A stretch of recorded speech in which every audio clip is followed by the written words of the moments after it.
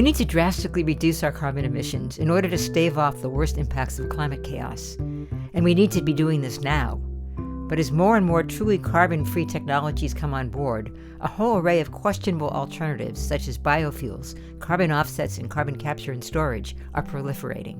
There is no such thing as renewable diesel. The term renewable, just like the term sustainable, can be very misleading. People think of it as a signifier of something that's good for the environment, but in fact it's just sort of a label that distinguishes it from petroleum diesel. Huge amounts of fossil gas will be used to refine renewable diesel. So these claims that this renewable diesel is cleaner and greener and have so many benefits, entities that are absolutely going to benefit are the refiners that get to double down for another 30 to 40 years while they continue to refine stuff that we burn. When renewable diesel is promoted, the favorite feedstock that the companies doing these renewable diesel conversions like to point to is the oil left over from frying the McDonald's French fries to produce energy.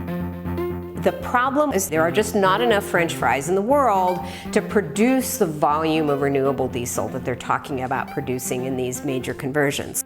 We have this revolving door between the industry and the regulatory agencies in so many cases. In California, until recently, the director of the State Oil and Gas Regulatory Agency had been an employee for Chevron. I mean, this is what happens when we allow the industry to have this much power. All natural ecosystems and natural healthy soils are carbon sinks. And we cannot be actively getting rid of them with deforestation, with expanding suburban sprawl, with agribusiness taking over more and more land, and at the same time be burning more and more fossil fuels and putting more and more CO2 into the atmosphere, even as we undermine the capacity of ecosystems to absorb that CO2.